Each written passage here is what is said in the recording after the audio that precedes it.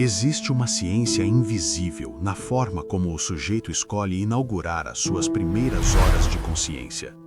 A maioria das pessoas acorda e, antes mesmo de colocar os pés no chão, já mergulha no caos das notificações, nas notícias ruins e na lista interminável de problemas que precisam ser resolvidos para ontem. Esse hábito é como entrar em um campo de batalha sem armas e sem proteção. No entanto, o indivíduo que busca a excelência no desenvolvimento pessoal sabe que a mente é um território sagrado que precisa ser blindado. O Salmo 27 surge aqui não como um amuleto, mas como uma poderosa ferramenta de autossugestão e conexão com a inteligência infinita. Ele começa com uma afirmação que chacoalha as estruturas do medo. O Senhor é a minha luz e a minha salvação. A quem temerei? A dor de quem vive sob o peso da insegurança é real. O sujeito sente que está sempre dando murro em ponta de faca, tentando construir algo sólido sobre um chão que parece tremer a cada crise do mercado ou a cada crítica recebida. Mas a curiosidade fascinante do Salmo 27 é que ele foi escrito por alguém que conhecia o cheiro da pólvora e o som das espadas. Davi não estava em um spa, ele estava cercado. E mesmo assim, a sua declaração de confiança é tão absoluta que ela ressoa como um grito de guerra silencioso. Começar o dia com essa frequência é dizer ao subconsciente que a vitória não é uma possibilidade, mas um fato já estabelecido. A recompensa para quem adota essa prática é uma calma que assusta os adversários e uma intuição afiada que enxerga saídas onde todos veem apenas muros. Quando o sujeito decide que o medo não vai mais sentar na cabeceira da sua mesa, ele começa a emitir um sinal de autoridade que o mundo não consegue ignorar. No desenvolvimento pessoal, essa postura de confiança é o que sustenta o homem de valor nos dias de tempestade. É preciso selar essa decisão no subconsciente para que ao longo do dia a sua mente saiba exatamente a quem ela responde. Por isso, convido você a registrar agora esse decreto de poder nos comentários. Minha luz vem do alto, nada me abala. Ao digitar essas palavras, o indivíduo está declarando guerra à ansiedade e à incerteza. E se você busca construir uma vida de soberania, onde Deus, a família e o trabalho estão em perfeita harmonia, o seu lugar é aqui. Se inscreva no canal para blindar a sua mentalidade com a sabedoria que realmente transforma. Curta este vídeo para que essa luz alcance mais pessoas e ative as notificações. O dia está apenas começando e você vai percorrê-lo com a escolta da inteligência infinita. A abertura do Salmo 27 não é apenas um convite à reflexão, mas um decreto de guerra contra a mediocridade e a paralisia. Quando o sujeito proclama, "O Senhor é a minha luz e a minha salvação, a quem temerei?", ele está acionando o interruptor mais poderoso da consciência humana. No universo do desenvolvimento pessoal, essa luz não é algo abstrato ou meramente poético. Ela representa a clareza mental e a intuição estratégica. Imagine o indivíduo que acorda em meio ao turbilhão de 2026, cercado por incertezas econômicas, ruídos de redes sociais e a pressão constante para produzir mais. Sem essa luz, o sujeito caminha tateando no escuro, tropeçando em dúvidas que ele mesmo criou e se deixando levar pelo medo do que pode acontecer no próximo minuto. A luz espiritual é o que permite enxergar a oportunidade onde todos veem o caos. Napoleão Hill, ao catalogar os 6 fantasmas do medo, deixou claro que o medo da pobreza e o medo da crítica são os maiores carcereiros do potencial humano. O que o Salmo 27 faz, logo no primeiro verso, é desintegrar a base de sustentação desses fantasmas. Quando o indivíduo declara que a sua salvação vem do alto, ele retira das circunstâncias externas o poder de ditar o seu estado emocional. A salvação aqui deve ser entendida como a preservação da sanidade mental e da integridade do caráter. O sujeito que busca enriquecer e crescer na vida sem essa proteção acaba se tornando escravo da ansiedade. Ele teme o julgamento dos vizinhos, teme a flutuação do dólar, teme o erro e, no fim, acaba não agindo. A luz divina expõe a fragilidade desses medos, revelando que eles são apenas sombras projetadas por uma mente que ainda não se reconheceu como filha da abundância. A dor de quem vive na sombra é constante. É aquele peso no estômago ao abrir os olhos de manhã, sentindo que o mundo é um lugar hostil e que o fracasso está logo ali na esquina. Essa vibração de medo é o oposto da fé que Hill descrevia como o químico da mente. Quando o sujeito começa o dia mergulhado no Salmo 27, ele está praticando a autossugestão em seu nível mais puro e elevado. Ele está dizendo ao seu subconsciente: eu não sou uma vítima das circunstâncias. Eu sou guiado por uma força que enxerga o fim desde o princípio. Essa certeza interna muda a postura do indivíduo, altera o seu tom de voz e refina sua capacidade de tomar decisões. No mercado de trabalho e nos negócios, o sujeito que não teme é o sujeito que inova, que arrisca e que lidera. A luz afasta a neblina da indecisão, que é o solo onde a pobreza cresce. É preciso ter muita empatia com o fato de que o mundo moderno é desenhado para nos manter no escuro. As notícias, o algoritmo e até as conversas no café da manhã costumam ser focadas no que está dando errado. Se o indivíduo não faz um esforço deliberado para acender a sua própria luz logo cedo, ele acaba sendo contaminado pela cegueira coletiva. Napoleon Hill enfatizava que a mente humana capta as vibrações do ambiente ao seu redor. Se o ambiente vibra em escassez, você se torna escasso. Por isso, o Salmo 27 funciona como uma blindagem de frequência. Ao afirmar que o Senhor é a fortaleza da sua vida, o sujeito cria um campo de força mental onde o pessimismo alheio não consegue penetrar. Ele se torna o capitão da sua própria alma, agindo com a calma de quem sabe que a retaguarda está protegida. A luz também deve ser vista como o conhecimento especializado que Hill tanto defendia, mas elevado à 10ª potência.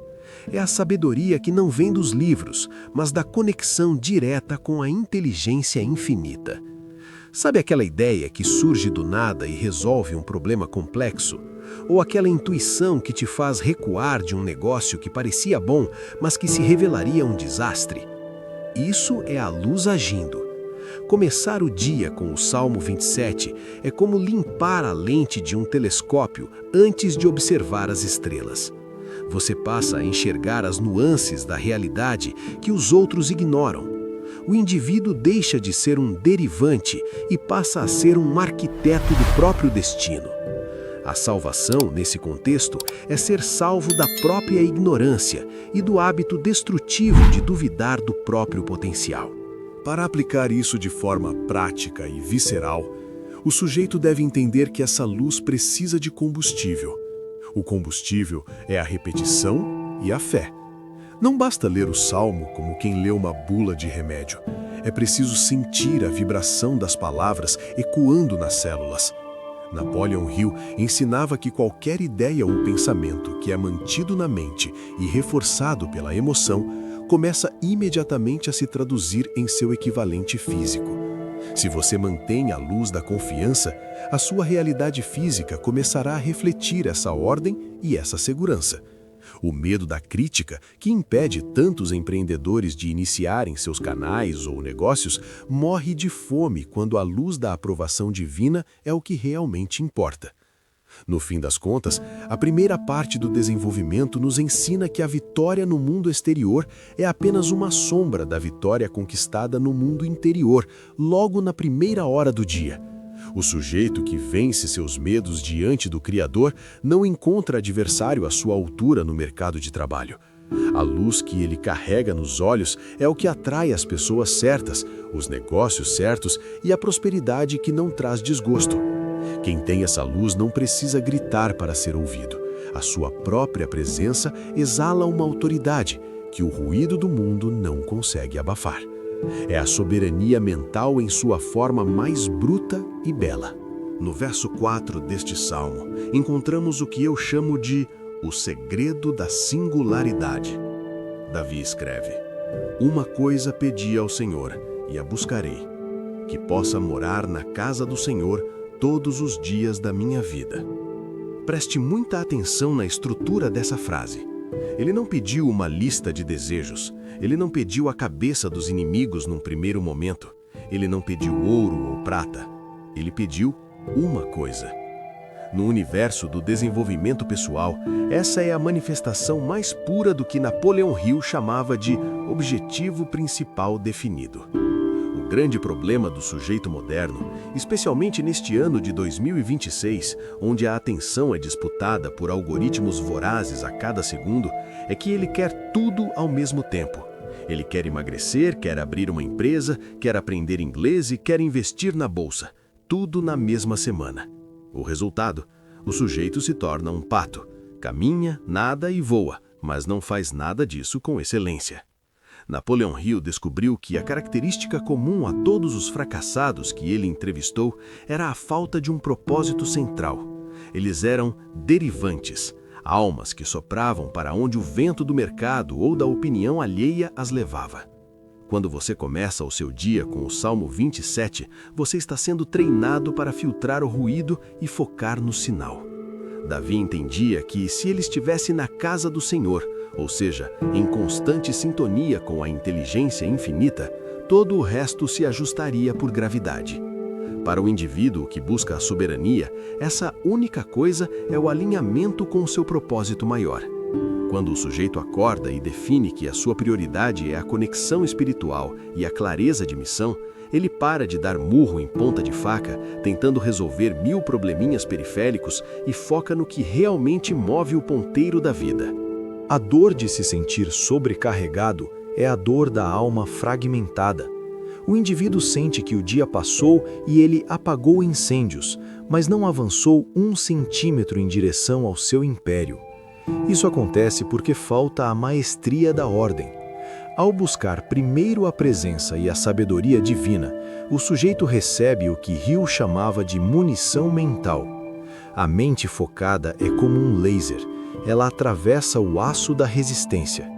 Davi buscava a beleza do Senhor e a meditação no templo. Transportando isso para a nossa realidade de desenvolvimento pessoal, o sujeito deve buscar a clareza do seu plano e a paz de espírito necessária para executá-lo.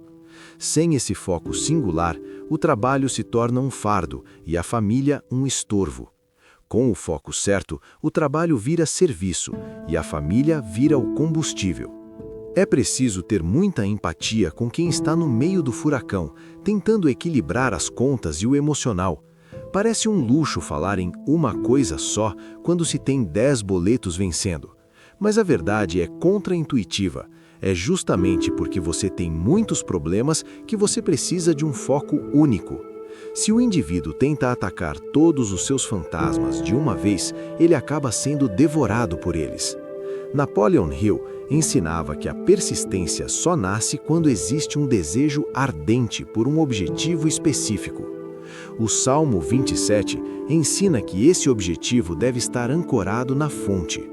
Quando o sujeito foca na sua espiritualidade e na sua integridade logo cedo, ele ganha uma visão de águia, que permite identificar qual é a peça do dominó que, se cair, derrubará todas as outras.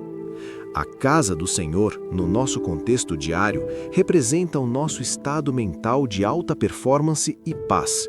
Não é um lugar físico, mas uma morada interna. O sujeito que habita essa frequência todos os dias da sua vida torna-se imune às distrações triviais.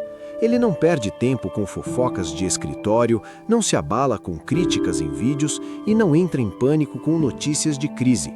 Ele está focado na sua única coisa. Esse foco gera o que Hill chamava de autodisciplina. O indivíduo aprende a dizer não para o que é bom em favor do que é excelente.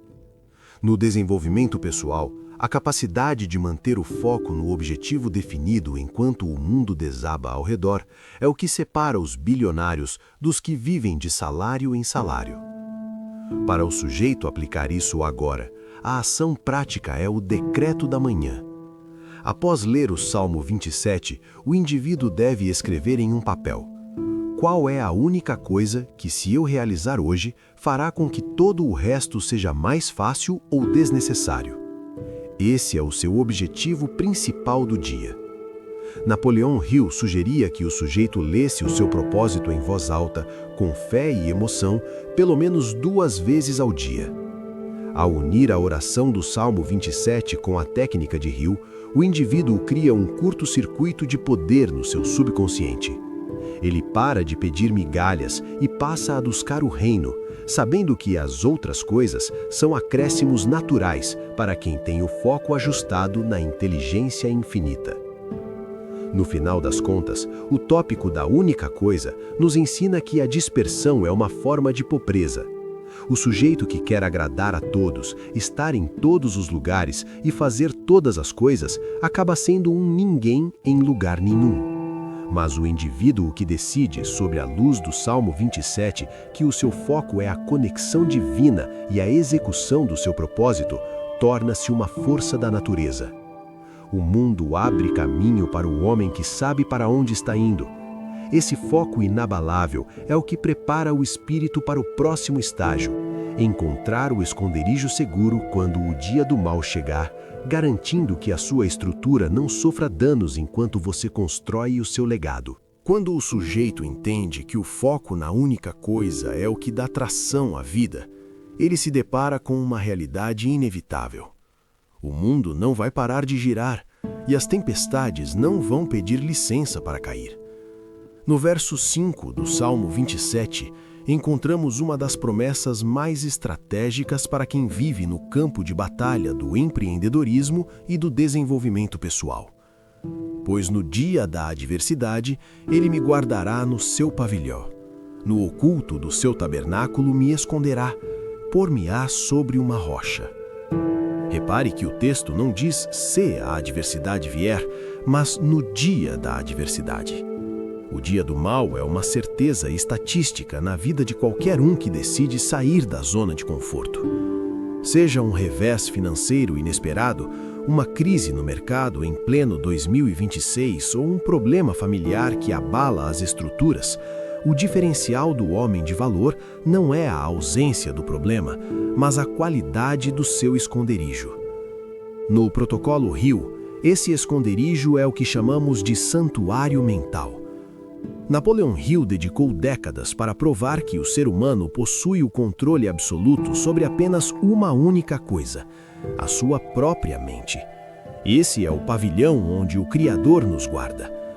Quando o mundo lá fora entra em parafuso, o indivíduo que começou o dia com o Salmo 27 já se retirou para esse lugar oculto de paz e clareza.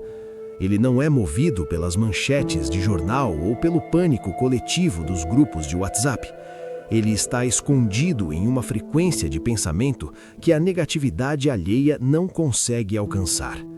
É a aplicação prática do que Hill definia como a atitude mental positiva, elevada ao seu estado de graça.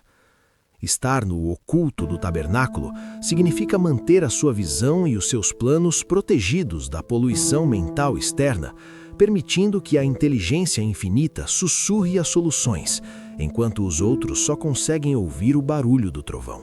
A dor de se sentir vulnerável é o que faz o sujeito tomar decisões precipitadas e desesperadas. Quando o indivíduo sente que o seu negócio está por um fio ou que a sua reputação está sendo atacada, o instinto natural é reagir com a mesma moeda, com medo, raiva ou pressa. Mas o Salmo 27 nos convida a um movimento contraintuitivo: o recolhimento. Estar sob a rocha é ter uma base de princípios e um plano de ação tão sólidos que a instabilidade do terreno ao redor se torna irrelevante.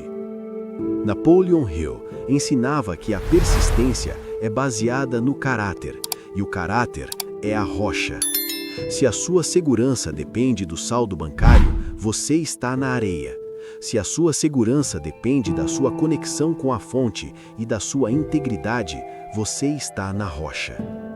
O dia do mal serve apenas para testar a profundidade do seu alicerce. É preciso ter muita empatia com quem está atravessando o seu dia do mal agora mesmo. Às vezes, o pavilhão parece silencioso demais e a rocha parece fria. Mas é nesse silêncio do esconderijo que a verdadeira força é forjada. Napoleon Hill contava que muitos dos grandes líderes que ele entrevistou encontraram o seu maior triunfo justamente um passo além do ponto onde o fracasso parecia definitivo. Eles se esconderam na sua fé e na sua visão quando ninguém mais acreditava. O Salmo 27 nos ensina que ser escondido não é um ato de covardia ou fuga da realidade, mas um ato de soberania espiritual. É entender que você não precisa lutar contra a tempestade com as suas próprias mãos. Você só precisa permanecer no lugar de proteção até que o céu se abra novamente. A rocha também representa o seu objetivo principal definido, transformado em convicção inabalável. No desenvolvimento pessoal, quando o sujeito sabe que a sua missão foi dada pelo Criador, ele ganha uma estabilidade emocional que beira o sobrenatural. Ele pode perder o emprego, pode enfrentar uma traição societária ou ver um projeto naufragar, mas ele não perde a sua essência. Ele está sobre a rocha.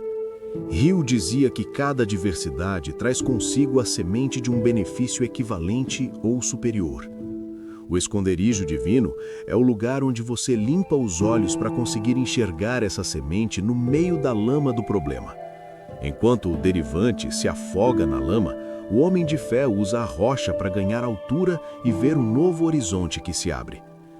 Para o sujeito aplicar essa proteção hoje, a ação prática é o exercício da fortaleza interna.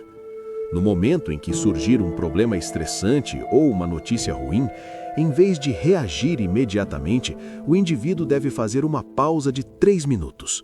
Mentalmente, imagine-se entrando nesse pavilhão oculto, fechando a porta para o ruído do mundo e subindo na rocha da sua fé. Napoleon Hill sugeria que o sujeito mantivesse uma mente mastermind com o Criador, pedindo não para que o problema sumisse, mas por orientação sobre como agir com maestria dentro dele. Essa pequena prática de se esconder na presença divina antes de agir muda completamente o resultado final. Você deixa de ser um reator e passa a ser um gestor da realidade. No final das contas, o tópico do esconderijo no dia do mal nos ensina que a paz de espírito é o maior ativo financeiro que um homem pode possuir. Napoleon Hill listou a paz de espírito como a primeira das 12 riquezas da vida. Sem ela, o dinheiro é apenas um fardo e o sucesso é uma fachada. Ao começar o dia com o Salmo 27, o sujeito garante que, não importa o quão feio o tempo fique lá fora, o seu mundo interior permanecerá intacto, seguro e produtivo. É desse lugar de absoluta segurança que o indivíduo extrai a coragem necessária para enfrentar o próximo desafio, o cerco dos adversários e a pressão social, mantendo a integridade mesmo quando as vozes contrárias tentam gritar mais alto. Quando o sujeito decide levantar a cabeça e trilhar o caminho da soberania, ele precisa estar preparado para um efeito colateral inevitável, o surgimento dos adversários. No Salmo 27, versos 2 e 3, Davi descreve um cenário que parece um filme de guerra, mas que é a realidade diária de qualquer empreendedor ou indivíduo que busca o desenvolvimento pessoal de alto nível. Quando os malvados, meus adversários e meus inimigos, investiram contra mim para comerem as minhas carnes, tropeçaram e caíram. Ainda que um exército me cercasse, o meu coração não temeria. Ainda que a guerra se levantasse contra mim, nisto confiaria. Repare que a oposição aqui não é sutil, ela é agressiva, faminta e numerosa. No entanto, a postura do indivíduo de valor não é de revanchismo ou pânico, mas de uma confiança tão sólida que faz o inimigo tropeçar nas próprias pernas. No protocolo Hill, essa legião de adversários muitas vezes se manifesta através do que Napoleon Hill chamava de o fantasma do medo da crítica. Hill afirmava que este é um dos inimigos mais insidiosos do sucesso, porque ele não te ataca com espadas, mas com fofocas, olhares de desaprovação e comentários desencorajadores.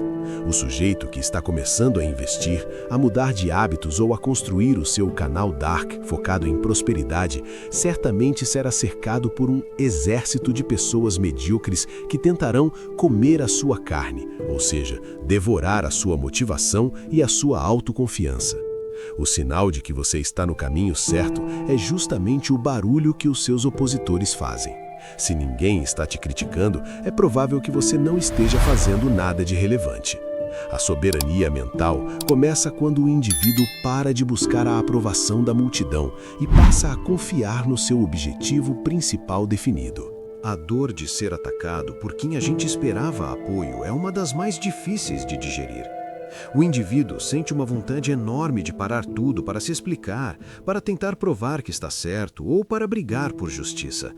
Mas o Salmo 27 nos ensina a maestria do silêncio e da confiança. Davi diz que eles tropeçaram e caíram. No universo do desenvolvimento pessoal, isso acontece através da lei da compensação.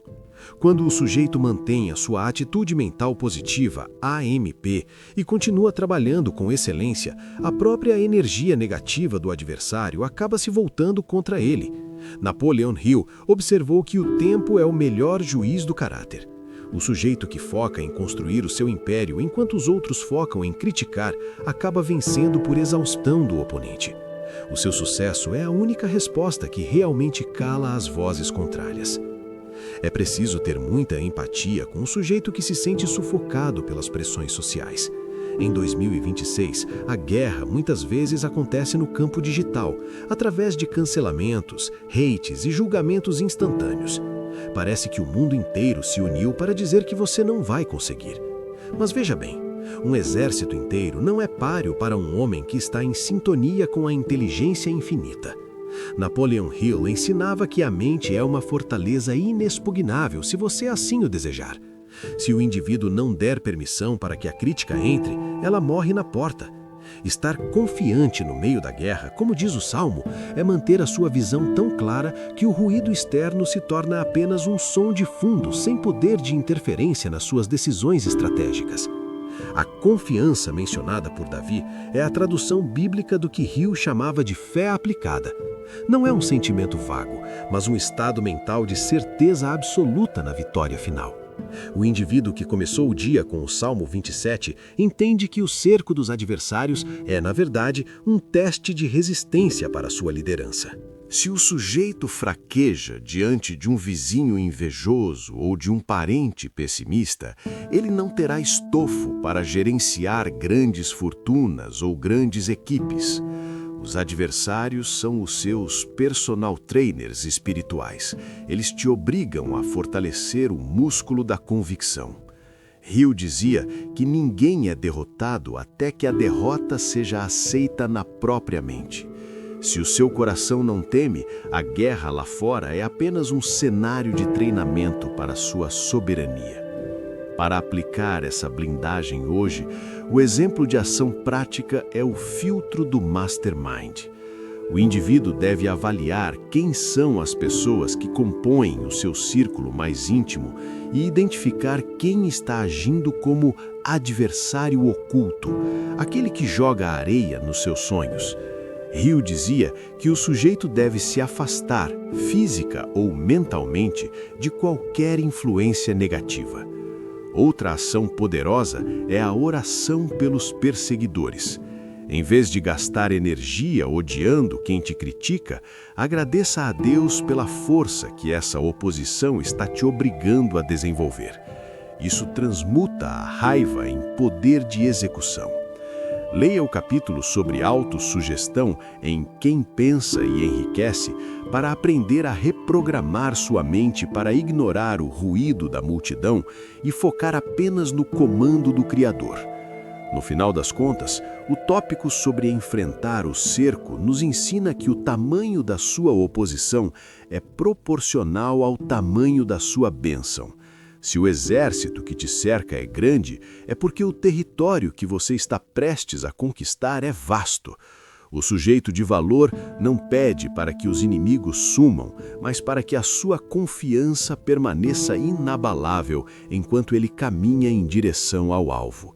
Essa integridade sob pressão é o que valida o seu desenvolvimento pessoal e prepara o espírito para o último e talvez mais desafiador estágio, a arte de saber esperar o tempo certo da colheita, mantendo o bom ânimo enquanto a vitória se materializa no mundo físico. Chegamos ao fechamento desta jornada bíblica e estratégica com um verso que é, ao mesmo tempo, um repouso e um chamado às armas. No verso 14 do Salmo 27, Davi entrega a chave final. Espera pelo Senhor, tem bom ânimo, e Ele fortalecerá o teu coração. Espera, pois, pelo Senhor. Para o sujeito que vive na ansiedade de 2026, a palavra esperar soa como um castigo ou uma perda de tempo. No entanto, na gramática do desenvolvimento pessoal e da soberania, a espera não é um vazio, é uma preparação ativa. Existe uma diferença abissal entre o indivíduo que fica sentado esperando a sorte cair do céu e o sujeito que espera no Senhor enquanto mantém as mãos no arado. No Protocolo Hill, essa espera é o que Napoleão Hill chamava de persistência. Hill ensinava que a persistência é um estado de espírito, não uma característica física. Ela é baseada no propósito, no desejo e na autossuficiência. Quando o Salmo diz para ter bom ânimo, ele está descrevendo o que Hill definia como a manutenção da atitude mental positiva durante o período de maturação de seus planos. O indivíduo de valor entende que existe um tempo entre plantar a semente e colher o fruto. Se o sujeito se desespera nesse intervalo, ele acaba cavando a semente para ver se ela está crescendo, e com isso ele mata o seu próprio sucesso. Esperar pelo Senhor é ter a confiança absoluta de que as leis universais, a lei da semeadura e da colheita, estão funcionando nos bastidores, mesmo quando os olhos físicos ainda não veem o broto. A dor de esperar é a dor da incerteza. O indivíduo sente que o tempo está passando, que os concorrentes estão correndo e que a sua vitória está demorada demais. Essa pressa é o combustível do erro. O sujeito que não domina a arte da espera ativa acaba aceitando atalhos perigosos, negócios escusos ou parcerias tóxicas, apenas para aliviar a tensão da espera. Mas veja a promessa de Davi: Ele fortalecerá o teu coração. Esse fortalecimento é o que Hill descrevia como o endurecimento do caráter necessário para sustentar a riqueza. Se o indivíduo ficasse rico da noite para o dia, sem o processo da espera e do trabalho, a fortuna o destruiria. A espera serve para que o seu coração, a sua estrutura emocional e espiritual, seja dilatado para suportar o peso da glória que está por vir. É preciso ter muita empatia com quem está cansado de persistir. Napoleão Hill observou que a maioria das pessoas desiste quando está apenas a 1 metro do ouro. Elas esperaram muito, trabalharam muito, mas o bom ânimo acabou 1 minuto antes da batida final. O Salmo 27 é um tônico para esse momento de exaustão. Ele repete o comando: espera, pois, pelo Senhor. É como se Davi estivesse nos lembrando que a paciência não é a capacidade de esperar, mas a capacidade de manter uma atitude excelente enquanto se espera. O sujeito soberano não reclama da demora. Ele usa a espera para refinar o seu plano, para investir ainda mais em desenvolvimento pessoal e para fortalecer os laços com a sua família. Ele sabe que a inteligência infinita não falha com quem trabalha com integridade e fé. A espera ativa também significa continuar executando o seu objetivo principal definido, com a mesma intensidade do primeiro dia. No universo de Hill, a persistência é alimentada pelo hábito. O indivíduo cria uma rotina de excelência e a segue, independentemente do resultado imediato. Ele entende que a sua parte é o esforço e a dedicação, mas o resultado final pertence a uma esfera superior. Essa entrega gera uma leveza que o workaholic comum desconhece. O sujeito trabalha duro, mas dorme tranquilo, porque a sua esperança não está depositada na sua própria força, mas na rocha que ele encontrou no início da manhã. É a união perfeita entre o suor humano e o favor divino. Para o indivíduo aplicar a maestria da espera hoje, o exemplo de ação prática é o diário da gratidão e expectativa. Ao final do dia, o sujeito deve anotar 3 coisas pelas quais é grato e uma coisa que ele espera com confiança para o dia seguinte. Isso mantém o bom ânimo ativo e o foco no que é positivo. Napoleon Hill sugeria que, durante os períodos de teste, o sujeito deve se cercar de histórias de superação. Leia a biografia de homens que esperaram décadas pelo seu triunfo, como Abraham Lincoln ou o próprio Hill, que levou 20 anos para concluir sua pesquisa. A espera é o laboratório onde o Criador separa os pretendentes dos verdadeiros herdeiros. No final das contas, o tópico da espera ativa nos ensina que o tempo é um aliado, não um inimigo. O sujeito que domina o seu relógio interno sob a orientação do Salmo 27 torna-se imparável. Ele não tem pressa, porque sabe que o que é dele está guardado, e ele não para porque sabe que o seu movimento é o que valida a sua fé. Ao chegar ao fim deste desenvolvimento, o indivíduo não é mais o mesmo que acordou com medo.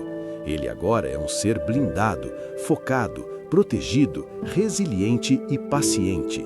Ele está pronto para o fechamento final, onde a teoria se torna vida e a oração se torna vitória. Chegar ao fim desta análise profunda do Salmo 27 é, na verdade, o começo da sua verdadeira jornada de soberania. O sujeito que decide, de forma deliberada, configurar a sua mente logo na primeira hora do dia, para de ser um joguete nas mãos do destino e passa a ser o arquiteto da própria fortuna. Não se trata apenas de ler um texto antigo, trata-se de absorver uma tecnologia de poder que atravessou milênios e continua sendo a arma mais eficaz contra o caos do mundo moderno. Quando o indivíduo entende que a sua luz, a sua segurança e o seu foco estão ancorados na inteligência infinita, a ansiedade perde o direito de morar na sua casa. A riqueza, como Napoleon Hill tão bem ensinou, é um estado mental que precede qualquer nota de dinheiro. Se o seu mundo interior está em ordem, o mundo exterior não tem outra escolha a não ser se curvar à sua vontade. A gente precisa ter a coragem de admitir que a vida não facilita para quem é morno. O dia do mal virá, os adversários aparecerão e a espera será muitas vezes mais longa do que o esperado. Mas o indivíduo que carrega o Salmo 27 no coração possui uma blindagem que o mercado não consegue romper. Você não está apenas tentando ganhar a vida, você está construindo um legado baseado em princípios que não se movem com o vento das crises. A grande provocação que fica para o sujeito que assistiu a este conteúdo até o final é: você vai continuar permitindo que o medo tome as decisões por você ou vai assumir o leme e declarar que a sua vitória já é um fato consumado? O sucesso sustentável exige que a hierarquia seja respeitada. Deus em primeiro, a família como alicerce e o trabalho como o palco da sua excelência.